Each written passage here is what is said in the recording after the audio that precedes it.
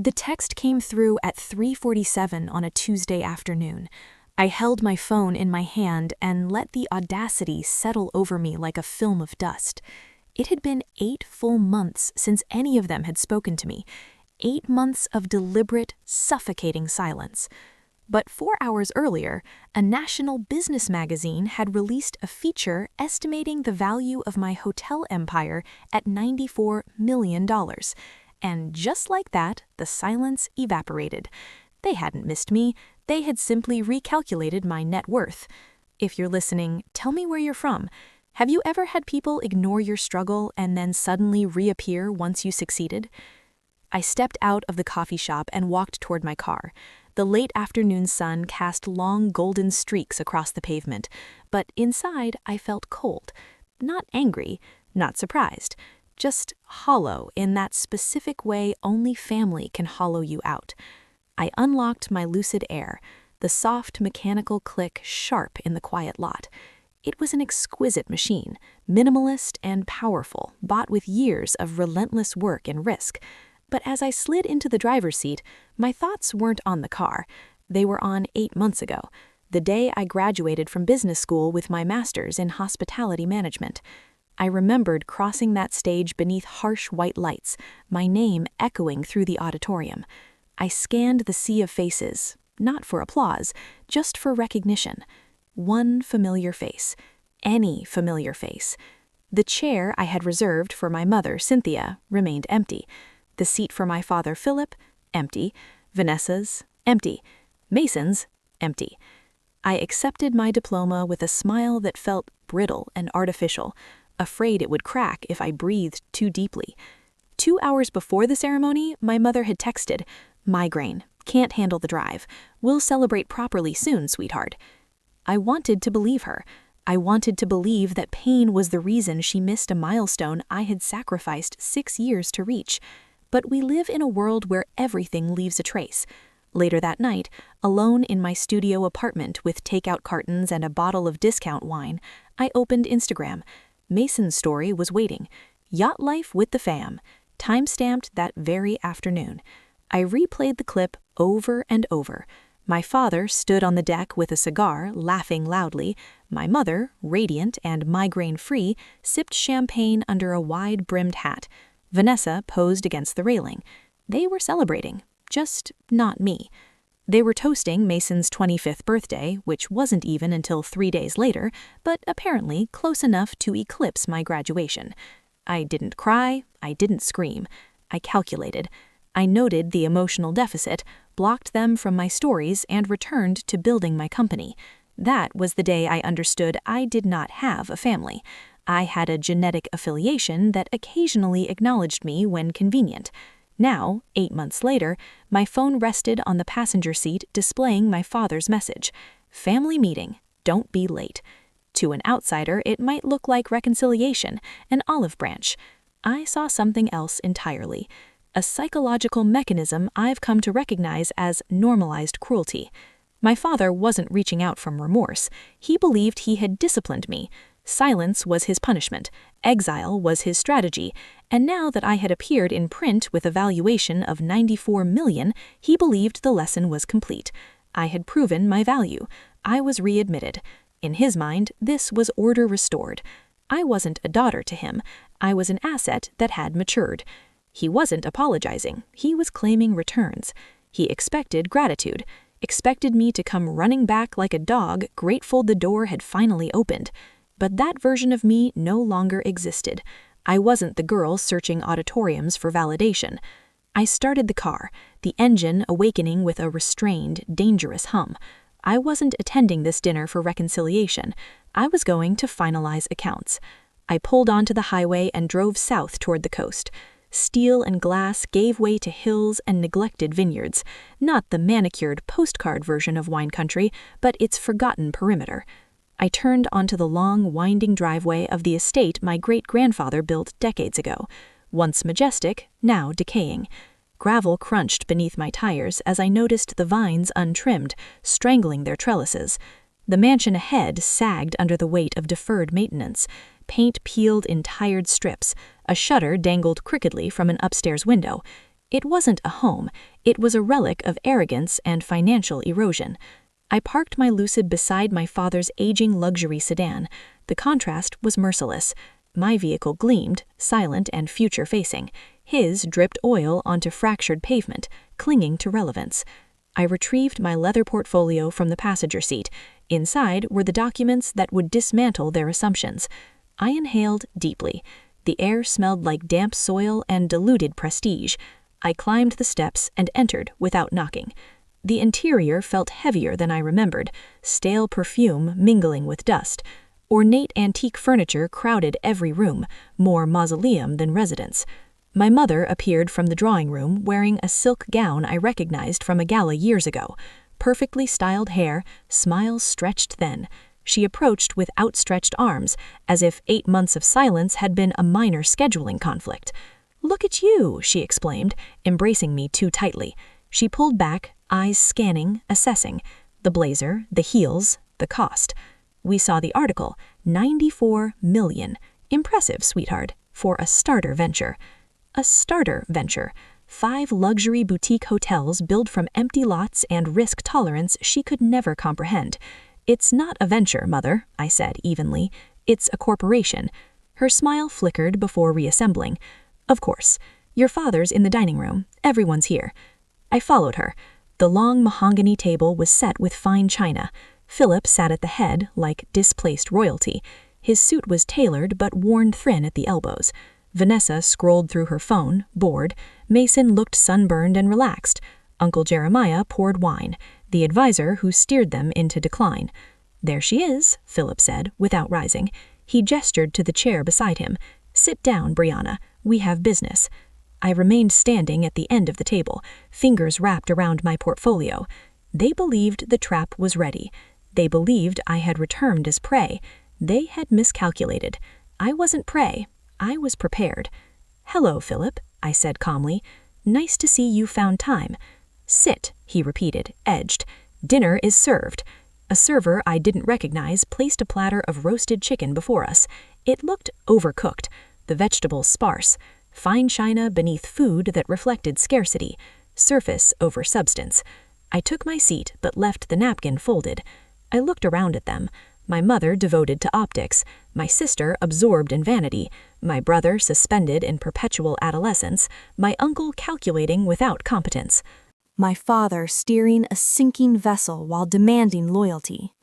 "So," Philip began, slicing into his chicken, "we saw the coverage. Congratulations, I suppose, though I've always maintained real estate is unpredictable for a young woman." "Hospitality," I corrected, "and volatility seems to be working in my favor." He waved a dismissive hand. "Details. The point is, you've done surprisingly well." He sipped his wine, savoring the illusion of command. "The family business," he continued, "is experiencing a temporary liquidity issue. The golf course and spa expansion, you recall the proposal, has encountered delays. Regulatory obstacles." He leaned forward, eyes locking onto mine. "We need an infusion of capital to bridge the gap, and since you've clearly had some luck with your little hotels, we've decided to give you an opportunity." "An opportunity," I repeated, my voice flat. "Yes," he said, smiling like a wolf, "an opportunity to invest, to buy your way back into the legacy. We're willing to let you come in as a junior partner for a buy-in of $1.6 million. The room went silent. Mason smirked. Vanessa looked up from her phone. Cynthia beamed as if he had just offered me a crown jewels. I looked at my father. I looked at the man who had ignored me for 8 months, who had skipped my graduation, who had treated me like a ghost until I had a net worth he could exploit. And in that moment I saw him clearly. He wasn't powerful. He wasn't a patriarch. He was a beggar in a bespoke suit. He was trying to sell me a ticket on the Titanic after it had already hit the iceberg, and he expected me to say thank you. I stared at Philip, watching the way he leaned back in his chair, swirling the cheap wine in his expensive glass. He looked so confident, so assured of his dominance. And that's when I saw it. The delusion. It wasn't just arrogance, it was a survival mechanism. He was a man standing on a crumbling foundation, pretending he was still on solid ground. I realized then that power isn't about volume. It isn't about who sits at the head of the table. It's about leverage. And Philip had none.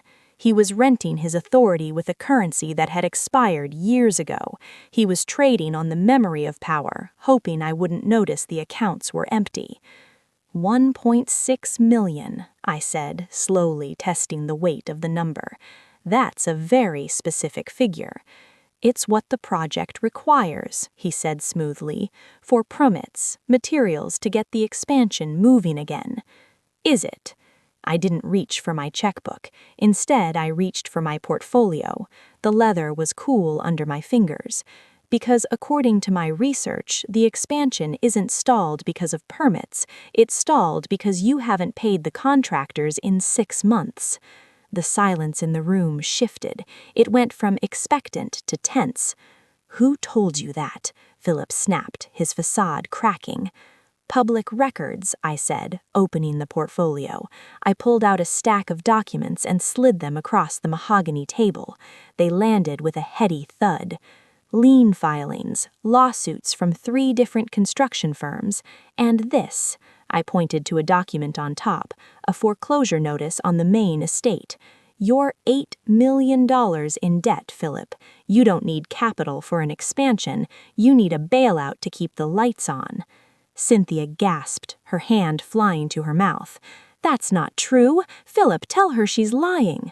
Philip's face turned a mottled red. How dare you come into my house and Mason, I interrupted, turning to my brother. He shrank back in his chair.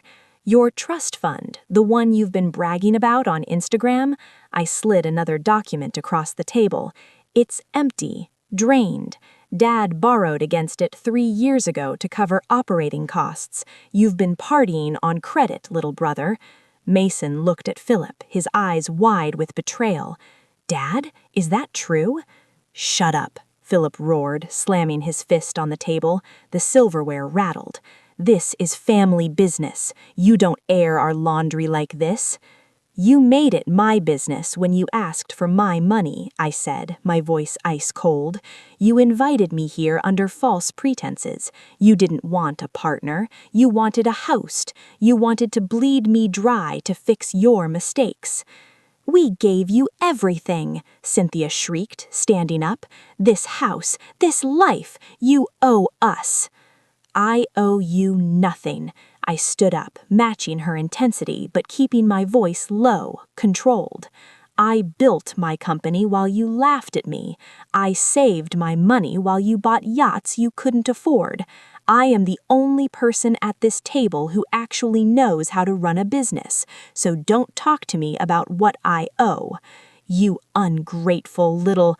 Philip started standing up to loom over me, but he never finished the sentence, because at that exact moment the doorbell rang. The sound echoed through the tense room like a gunshot. Everyone froze. We all looked toward the hallway. Who would be calling at this hour?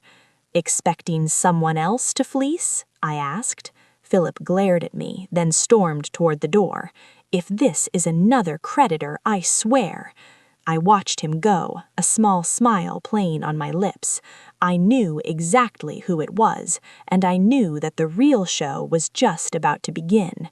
Philip opened the front door, and a voice floated down the hallway, smooth, professional, and utterly out of place in this house of desperation. Good evening. My apologies for the interruption. I'm looking for Miss Brianna. Philip walked back into the dining room looking confused and annoyed. Behind him walked Miguel. He was dressed in a tailored suit that cost more than the furniture, carrying a slim briefcase. He looked around the room, taking in the scene, the half-eaten chicken, the red faces, the tension, and didn't even blink. Miss Brianna, he said, nodding to me. Who is this? Philip demanded, and what deed? Hello, Miguel, I said, right on time. I looked at my family. They were confused, angry, but mostly scared. They sensed a shift in the wind. Philip, Cynthia, I said, this is Miguel. He's my broker. Broker? Mason asked. For the purchase I finalized today, I said. I turned to Miguel. Do you have the papers? Right here, Miguel said, opening his briefcase on the sideboard. He pulled out a thick document bound in blue paper. I walked over and picked it up. I turned to my father. You said the expansion was stalled because of regulatory nonsense, right? That wasn't entirely true. It was stalled because you couldn't secure the water rights. You needed the adjacent land, the old marina property. Philip went pale. That property? The owner refused to sell. He hates me. He does hate you, I agreed, but he likes money, and he really liked my offer. I dropped the document onto the table, right next to the foreclosure notice. I bought it, Philip. I bought the marina. I own the water rights. I own the access road. I own the only viable path for your expansion. The silence in the room was absolute. It was the silence of a guillotine blade hanging in the air, waiting to drop. You bought it? Philip whispered. For us? To help the family? I laughed. It was a dark, sharp sound. For you? No, I bought it because it's a prime location for a new luxury boutique hotel. My hotel. Cynthia slumped back into her chair. Vanessa looked at me with open-mouthed horror. But without that land, Philip stammered, without the expansion, the estate, the loans, the bank will foreclose. I finished for him. You'll lose everything. The house, the vineyard, the legacy you're so proud of. You can't do this, Philip screamed, his face turning purple. I am your father. You have to help us. You have to sign those rights over. I don't have to do anything, I said calmly. I took the pen Miguel offered and signed the final page of the deed. The scratch of the pen on paper was the loudest sound in the world. There, I said, handing the document back to Miguel. It's done. Thank you, Miss Brianna, Miguel said. I'll file this at 8 a.m. He nodded to the room and left. I was alone with them again, but the dynamic had shifted completely. I wasn't the daughter anymore. I was the landlord. Why? Cynthia wept. Why would you do this to us? Because you taught me, I said. You taught me that family is a transaction. You taught me that worth is measured in assets. So I acquired the ultimate asset. I picked up my portfolio. I'm going to build something beautiful on that marina, something successful, and every time you drive by it, living in whatever rental you can afford, you'll know that it could have been yours. All you had to do was be a father. All you had to do was show up. I turned and walked out of the dining room. Philip shouted after me, threats, pleas, curses. I didn't stop. I walked out the front door, down the steps, and into the cool night air. My car was waiting. I got in, started the engine, and drove down the long driveway. In the rearview mirror, I saw the lights of the house. It looked small, insignificant. As I turned onto the main road heading back toward the city and my future, I thought about justice. People think justice is a gavel banging or a prison cell locking, but sometimes justice is a garden. I wasn't just destroying them, I was replanting. I was taking the resources they had squandered, the land, the opportunity, the potential, and I was going to grow something real, something that would last. I was the sower, and this was my harvest. If this story reminded you that your worth isn't negotiable, hit that like button and share this with someone who needs to hear it. Don't forget to subscribe for more stories on reclaiming your power.